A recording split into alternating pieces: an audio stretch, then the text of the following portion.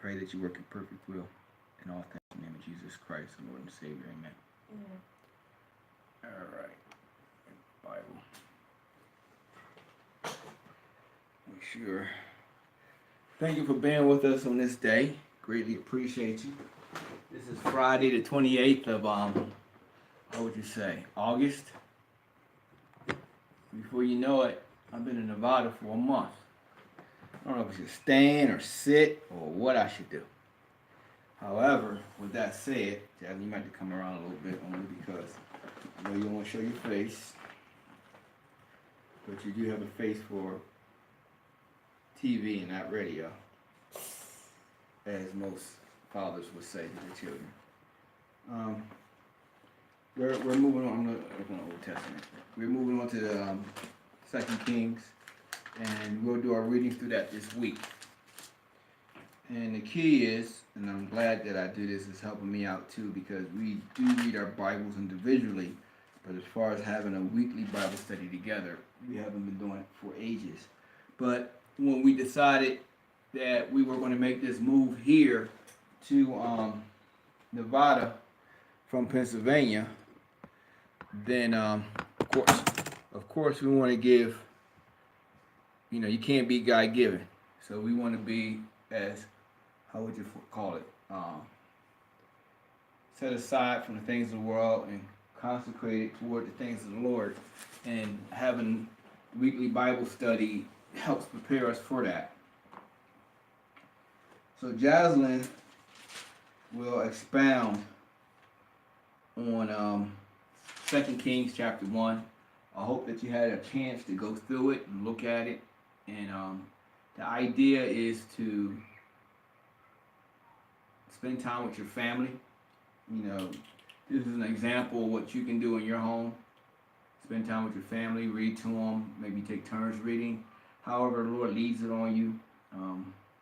It's not necessarily being correct and knowing everything about the scripture at this point in time. It's about getting fed by reading the word. It's just like eating your food. You don't necessarily know.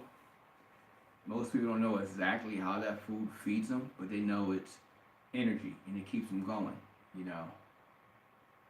You don't necessarily know that when you're eating that orange, how much of that orange is vitamin C, but you know that it's good for you, and they say if you continue to eat it, it'll be good. First thing in the morning, you eat an orange or a bowl of oatmeal.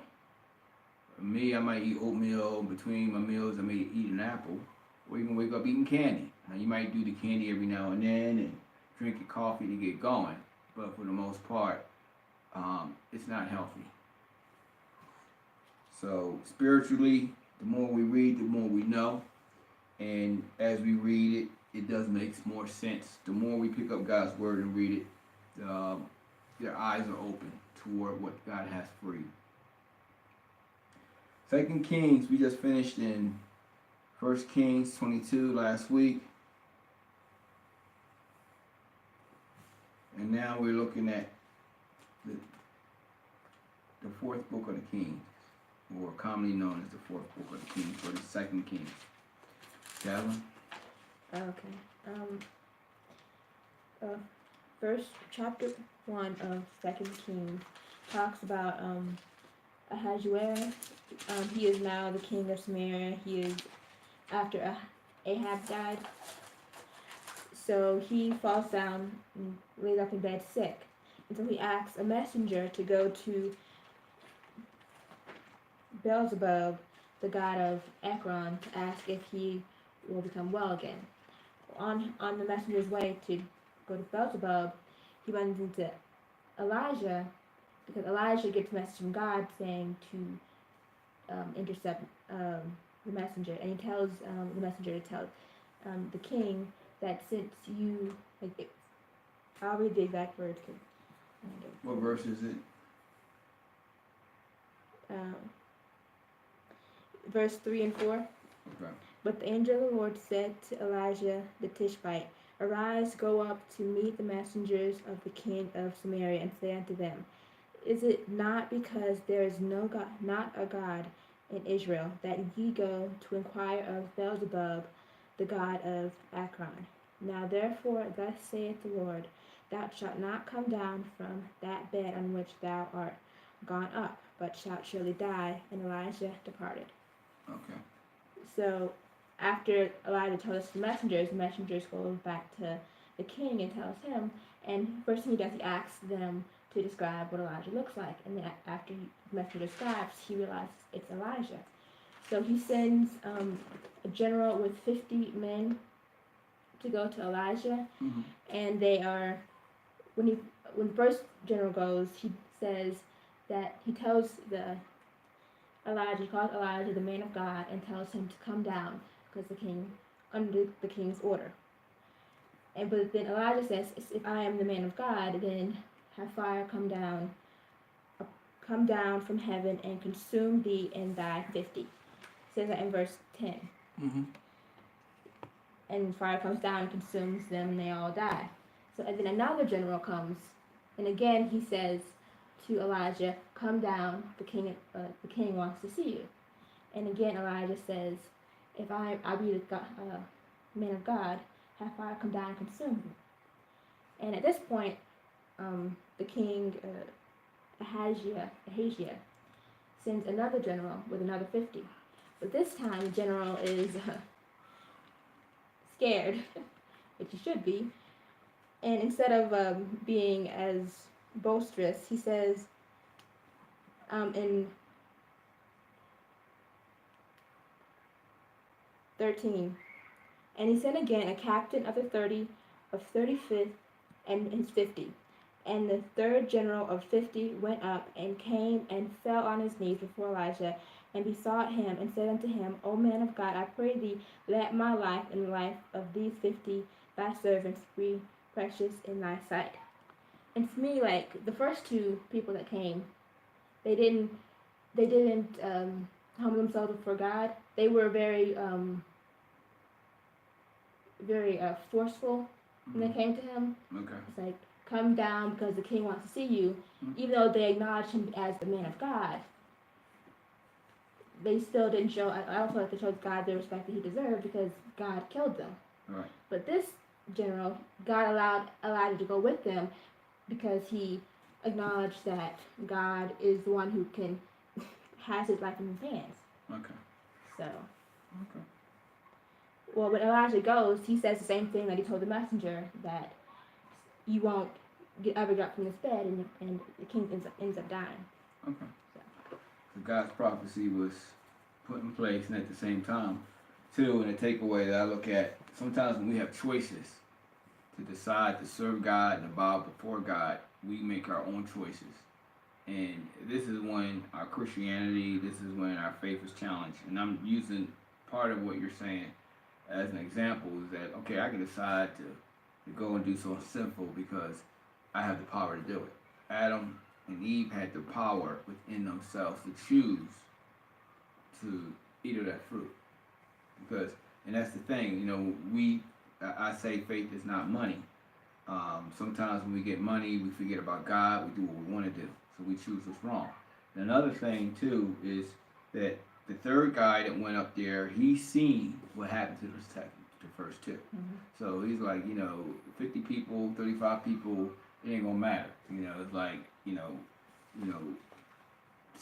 I don't care what this guy, I went because he told me to come, but at the same time, I'm asking for mercy. I'm falling on the mercy of the court, Yeah. So that's what we do too. Like when I go to court and I know I'm wrong and, I fall on the mercy of the court, driving ticket or whatever, and not more than enough, I've been blessed that I've gotten away with no points, But at the same time, those things are taken. So I'll go ahead and I'll read this in possibly chapter 2.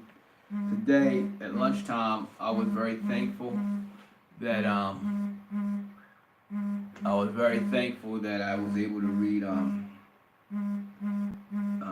Revelation chapter 1.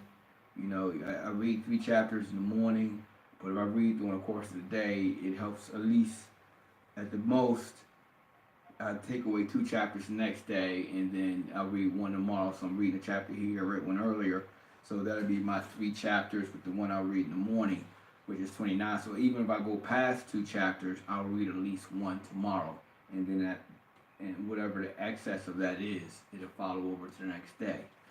So 2 Kings, which is the commonly called the 4th book of Kings. The first and the second book of Kings will be 1 Samuel and 2 Samuel.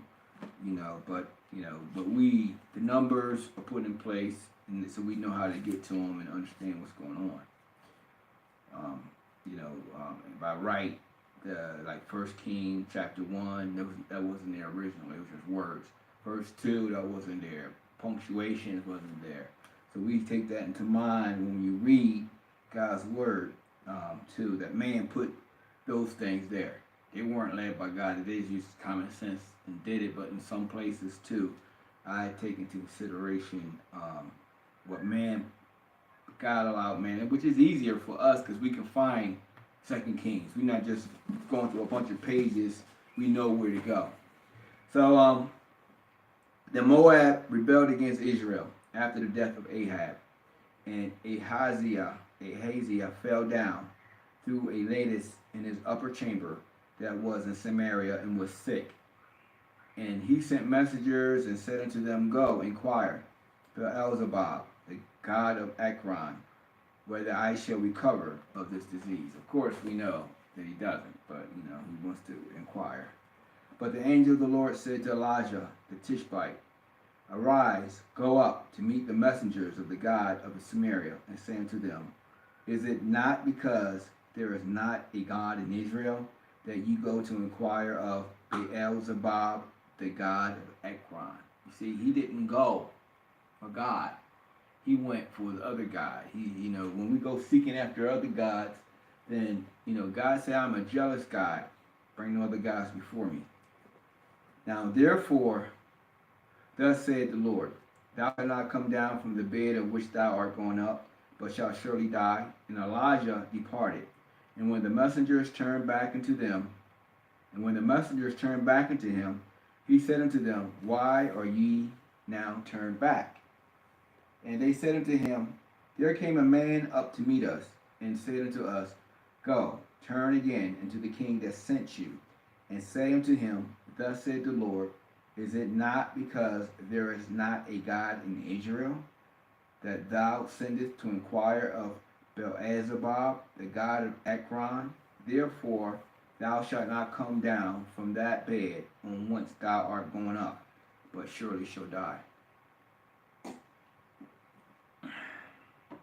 I'm going to tell you something about this verse, and it challenges. It's a challenging passage, it's a challenging verse, whereas that we should always put God first. No matter how dire our situation is and how embarrassing it may be, we should put God first. Our food is sanctified by blessing. So if I'm home and I'm saying my prayers, when I go out in the public, guess what? I should say my prayers too.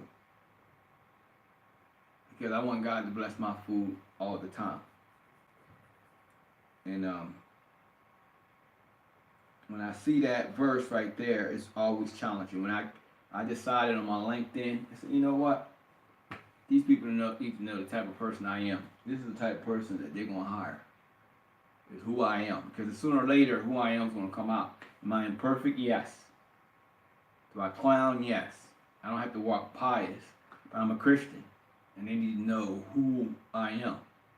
So, and it can be challenging because you're like, you know what? If I start sending Bible comments or Bible verses off on LinkedIn, this is a business venue. People, people might not deal with you, and that challenge is still there. I mean, it can always happen. That's what sacrifice is. Sacrifice is willing to lose it all. That's what Jesus Christ did. He left it all so we can have salvation. The Father gave it all so that we can be saved. He gave his only begotten Son. So this guy went to what was close to him, someone that can give him an answer that he was confident in hearing. And he was, so instead of putting his trust in who? God, he put it in something else. And that's the same thing, well, with numbers. What do you mean playing gambling? Well, there's a point where it's entertainment, and there's a point where you're trusting in this to pay your bills. And it's like a hook. It gets you hooked. So I don't touch it because my trust is in God. My trust is, all right, if I want to fast or I want to tithe or I want to give my offerings, and I look at how much money I got, and it might not, after I give what I believe I need to give, guess what? Something's going to be sacrificed. But I'm going to trust that God's going to get me through it. And then the more you trust God, the smaller your doubt gets, and the better your relationship with the Lord becomes, you know. So verse 7 says, and he said unto them, what manner of man was he which came up to meet you and told you these words? And they answered him, he was an hairy man and girt with a girdle of leather about his loins. And he said, it is Elijah the Tishbite. Then the king sent unto him a captain of 50 with his 50. And he went up to him, and behold, he sat on the top of an hill. And he spake unto him, thou man of God, the king hath said, come down. And Elijah answered and said unto the captain of 50, if I be a man of God, then let fire come down from heaven, and consume thee and thy 50. And there came down fire from heaven, and consumed him and his 50. Again also he said unto him another captain of 50 with his 50. And he answered and said unto him, O man of God, thus hath the king said, come down quickly. And Elijah answered and said unto them, if I be a man of God, let fire come down from heaven and consume thee and thy 50. And the fire of God came down from heaven and consumed him and his 50. And he sent again a captain of the third 50 with his 50. And the third captain of 50 went up and came and fell on his knees before Elijah, and besought him, and said unto him, O man of God, I pray thee, let my life and the life of these 50 thy servants be precious in thy sight. Behold, there came fire down from heaven, and burnt up the two captains of the former 50s with their 50s. Therefore let my life now be precious in thy sight. You know, I get up in the morning, and I know when I drove here, I get up in the morning, and you know, I got a lot of work right now because it's just work to do. Nobody's in the office, my boss isn't there, and just got work. And sometimes it's not stressful, but it's a lot. But you know what I'll ask for? God's grace and mercy, guidance and direction. That's it. Or, you know, but I give it to God, and I ask him, I fall on the mercy of the court. And this is basically what he's doing. Verse 16. Verse 15. And the angel of the Lord said unto Elijah, go down with him, be not afraid of him. And he arose and went down with him unto the king. And he said unto him, thus said the Lord, for as much as thou hast sent messengers to inquire of Beelzebub, the king of Ekron, is it not because there is no God in Israel to inquire of his word? Therefore thou shalt not come down of that bed on which thou art going up, but shalt surely die. Same thing in Philadelphia. Same thing in Nevada. Our God is who our lifestyle is. Look at your lifestyle. That's your God. Who you love most, that's your God. What you love doing most, that's for God. What won't come between you and that? I don't care if it's the Eagles. I don't care if it's going out and chasing women or doing drugs or trying to make a next dollar, trying to be CEO. You know, if you put your hope and you sell your soul out to that, God's there in the city of Philadelphia. He's there in the USA. He's there in this country, in this world. But yet we don't seek after him, and we are aware that he's there, but we seek after other things. Guess what? God's judgment comes down hard on us. He said, well, what kind of God would do that? The same kind of person, he is a patient God. He has more patience than we do. As soon as somebody does us wrong, we ready to jump up and down and say, no, you'll never cheat on me. That's it. We're done. But we cheat on God all the time. That's cheating on God.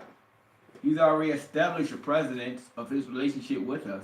He's telling us what it takes to be successful in him, and don't offend him. He said, this is offensive to me.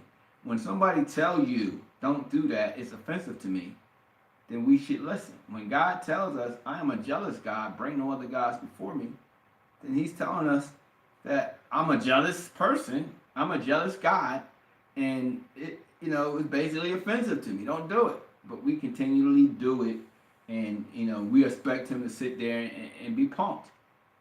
God is not going to be pumped for nobody. No, I'm not the cursing preacher. You can go and Google him.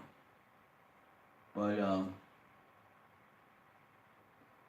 at the end of the day, when we surrender to what God's will is, that means that we have to be selfless. Everybody else is being selfish. This king wanted to answer right away. So he was being selfish in his behavior. And, when we go and we look in the Bible and the New Testament, the Old Testament is there for an examples for us so that we don't fall. Everything they did was for us so that we won't fall. It's an examples for us.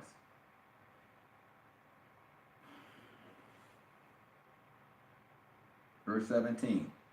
So he died according to the word of the Lord which Elijah had spoken. And Jehoram reigned in his stead in the second year of Jehoram, the son of Jehoshaphat, king of Judah, because he had no son.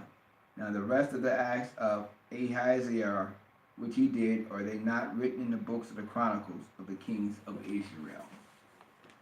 So, we can go back and look at the other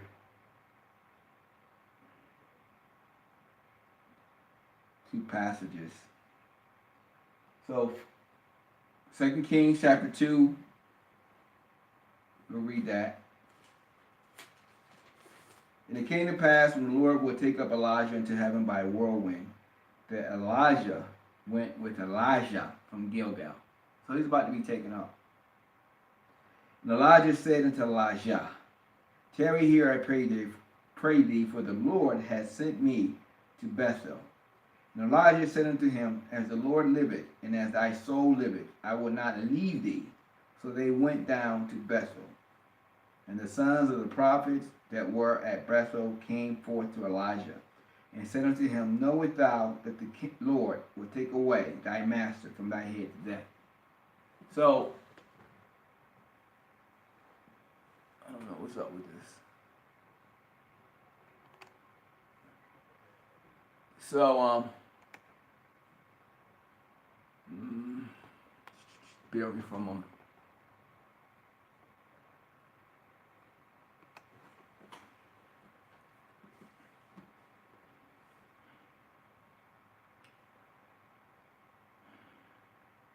And Elijah said to Elijah, tarry, verse 3 of Kings chapter 2. And the sons of the prophets that were at Bethel came forth to Elijah and said unto him, knowest thou that the Lord would take away thy master from thy head today?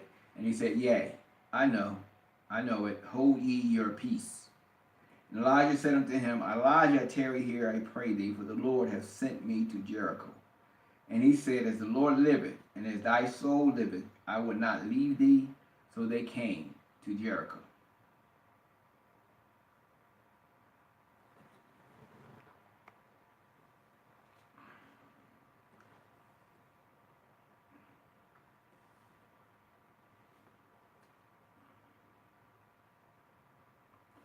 Should have restarted that thing.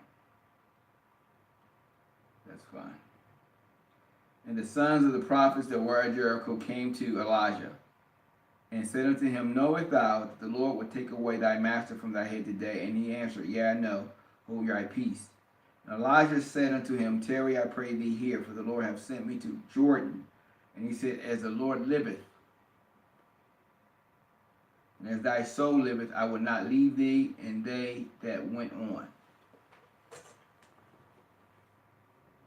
And 50 men of the sons of the prophets went and stood to the view far off, and they too stood by Jordan. And Elijah took his mantle and wrapped it together, and smote the waters, and they were divided hither and thither, so that they too went over on dry ground. So there are 3 times in the Bible that the water was parted. We had the Red Sea, and we have Jordan, and it happened again 3 times. But you can look it up and tell me. And it came to pass when they were going over, that Elijah said unto Elijah, and you know, God parts, when he parts the waters in your life, guess what you do? You go across with no problems. This is when you and God's will, you should go across with no problems. Ask what I shall do for thee. Behold, I have taken away from thee.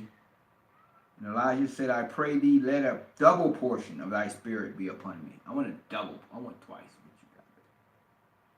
Because it's not you. And what gets me, I've seen pastors, you know, people look at pastors and they seem to be great people, and they're like, well, when I die, and that person died, when I die and go to heaven, I can't wait to go sit underneath this person's, next to this person. This person is nobody. I'm no one. I'm just a vessel. It's not the glass, it's what's in the glass and who put it there, and that's God. And that spirit goes back. So, God's the one I want to see. And Elijah acknowledged who he was with, but he acknowledged where it came from. And I want twice as much as you got. He's not being disrespectful to Elijah. He's acknowledging who gave it to him, and that's God. I'm not trying to be lesser than any man in this world. I'm trying to get as much as God's willing to give to me. That's what I want. I want everything that God has to give to me, to give to me. And I pray that he gives me the obedience and the foresight and whatever I need to give it to me in his grace. But I'm not bound to any other man that walks the foot of this earth as far as me making myself second to him or her. I want everything from God that he can give me. What verse was that, Jasmine?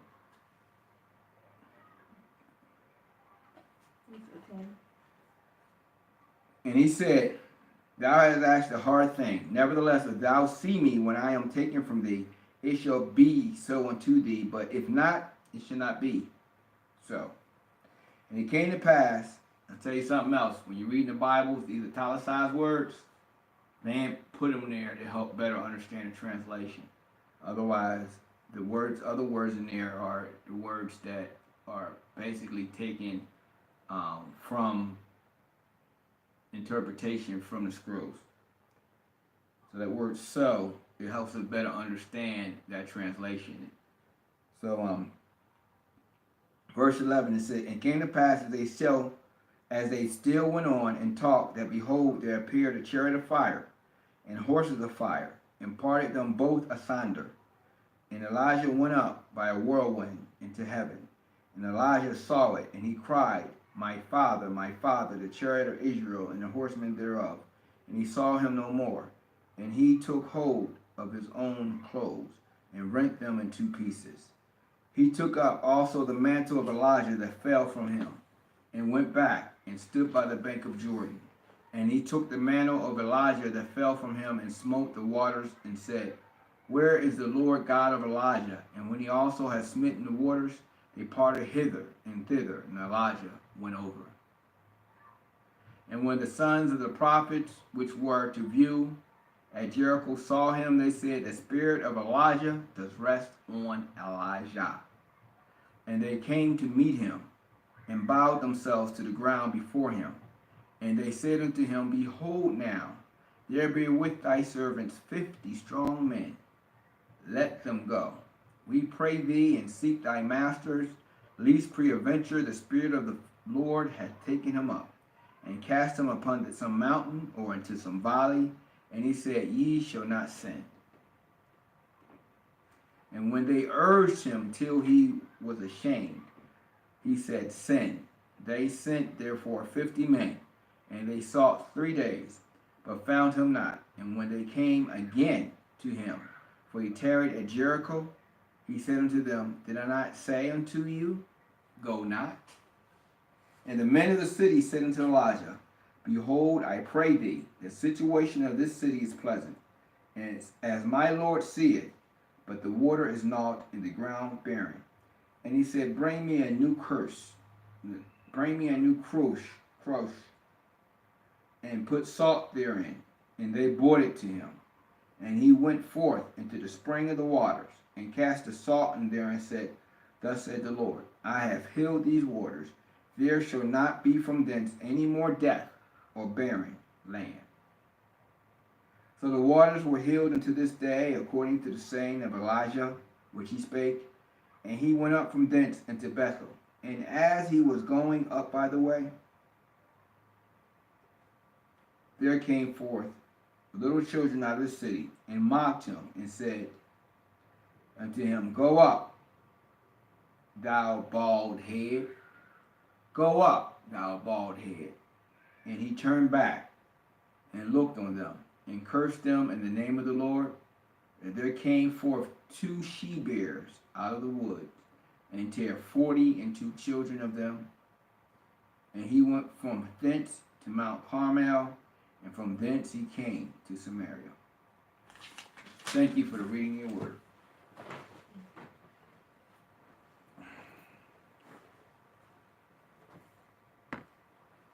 I always found it funny that Elijah was supposed to be a hairy man,